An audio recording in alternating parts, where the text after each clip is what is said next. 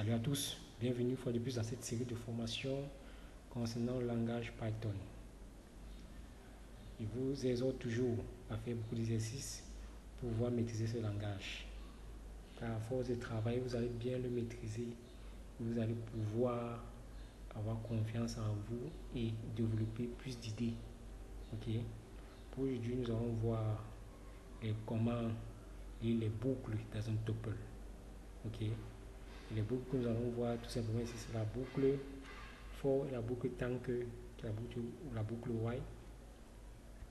Nous allons commencer donc sans toutefois tarder par la boucle for.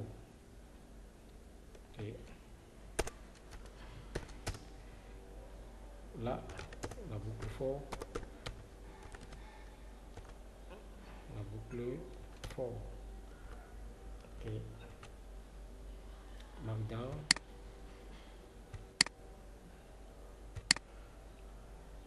Okay. Ce fait, pour utiliser la boucle for, nous allons tout simplement définir au préalable notre tuple réservoir. Bon, je vais récupérer les données de réservoir ici que je vais abréger par RES et définir mon tuple dans les parenthèses. Injecte les données de volume de réservoir qui varie. Bon, 20, 40, je vais insérer 50, 60, 70, 80, et pour terminer 90. Ok. Mon but ici c'est de pouvoir utiliser la boucle for. Vous connaissez que la boucle for permet de faire la répétition des données. Ok. C'est-à-dire que quand je vais injecter la boucle for ici, au lieu de me lister ces données-ci de manière horizontale, il va me lister plutôt ces données de manière verticale, tout simplement. Bon, c'est ça que nous allons implémenter dans la boucle for. J'exécute d'abord, je crée mon tuple. Une fois que ça a été créé, qu'est-ce que je vais dire? Je vais dire for pour i comprise int étant dans mon tuple reste. Ça veut dire que je vais définir une variable là, i qui va naviguer dans mes données réservoirs. Okay. Une fois qu'il va naviguer dans mes données réservoirs, qu'est-ce que je vais lui demander de faire? Tout simplement, je vais demander à Python de m'afficher tout simplement toutes les valeurs de i. Toutes les valeurs de i. Bon. Une fois que c'est bon, je vais juste sur run. Ok. Vous voyez, il va donc afficher toutes les valeurs de i contenues dans mon tuple réservoir. Tout simplement ça. Je n'ai pas inséré les conditions. C'était vraiment, je pouvais injecter le if, le for, etc. Le else. C'est à vous de votre côté d'injecter ces paramètres là. Ils vont vous jouer un peu dans le if, le else. Ok. Nous avons il y a beaucoup vu ces conditions là. Vous pourrez l'injecter, vous visualisez vos résultats. Si vous avez des difficultés, vous ne faites pas. Maintenant, la seconde boucle que nous allons voir, c'est la boucle while qui veut dire tant que. While, la boucle while. Ok. C'est la boucle tant que. Okay. La boucle while, nous allons toujours utiliser le tuple réservoir. Ici, nous allons commencer par, comme je vous ai dit dans la boucle while, on initialise d'abord la variable. Toujours, nous allons rester toujours par i. Pour i égale à 0, j'initialise, initialiser, je vais dire initialisation de la variable. Initialisation, ok. Une fois que j'ai initialisé ma variable, je dis maintenant que while tant que i est inférieur à quoi?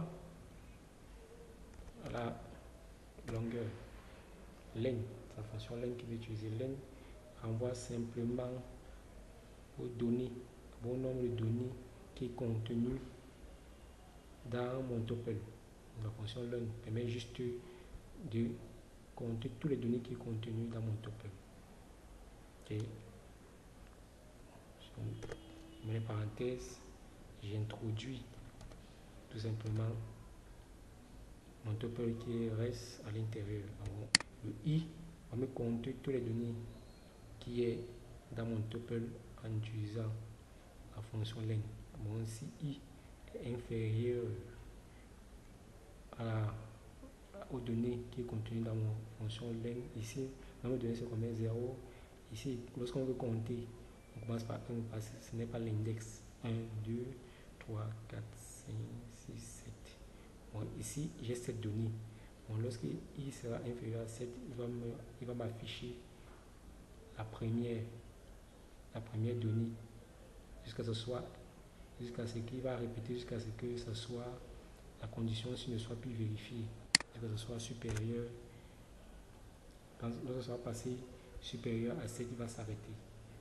Une fois que cela a été défini, qu'est-ce que je mets? Je mets 2 points et je clique sur Entrée. Ok, je dis simplement que à Python m'afficher bring, affiche-moi donc mes parenthèses bring, il va donc m'afficher les données réservoir sous forme de i. Bon, je définis ici juste la méthode. Cette technique qu'on a utilisée pour récupérer les données, okay, les données dans un tuple. Okay. Bon, il me récupère juste les données, reste i. Lorsque i sera égal à 0, il va vérifier i, la valeur de 0, il va voir que c'est inférieur, il va afficher la première donnée. Il va récupérer la seconde. La seconde, il va m'afficher la seconde donnée, et ainsi de suite. Et pour terminer, pour arrêter l'information, je dois incrémenter. Je fais l'opération d'incrémentation en faisant i égale à i plus 1 tout simplement. On a vu ça. C'est ça on appelle l'opération incrémentation. Ok. Nous l'avons déjà vu. Bon, lorsqu'on incrémente, c'est juste pour arrêter la boucle. Okay. Si on ne met pas cette opération sur la boucle, sera infini, ne va jamais s'arrêter. Bon, qu'est-ce qui se passe dans mon programme? Lorsque j'initialise ma variable i prend la valeur 0, il vérifie i, ici il renvoie à l'index 0 qui est 20. Il va venir vérifier i 0 est inférieur à la longueur de tous mes données. Ici, la longueur de tous mes données, lorsqu'on compte la longueur, on commence, ça ne renvoie pas à l'index. C'est i qui correspond à l'index. Mais len ne correspond pas à l'index. Vu qu'on va compter 1, 2, 3, 4, 5, 6, 7. Dans cette donnée. Donc, si i sera inférieur à 7, cette condition est bien vérifiée. On va afficher, donc il va récupérer la donnée. L'opération de récupération, voilà comment on le définit. On le met dans les crochets, on met l'index dans les crochets. Il va me renvoyer 20. Bon, la valeur 20 en premier. Et directement, il va mettre ici là 0 plus 1. Il va passer à 1. Il va encore relancer le programme. Maintenant, 1 est inférieur à 7. C'est bon, il va m'afficher la seconde valeur, bring 40. Ainsi de suite, jusqu'à ce qu'il va arriver ici à l'index ici 0, 1, à l'index 6. 6 est inférieur à 7, c'est bon, il va m'afficher, dès qu'il va revenir, ce sera 7. Il va saisir 7, et ce 7 est inférieur à 7. Donc, ce n'est pas bon, il va donc arrêter le programme, tout simplement. Et nous allons le tester. Run. Oui, il m'a affiché le même résultat, en utilisant la boucle for et la boucle white. Nous avons le même résultat.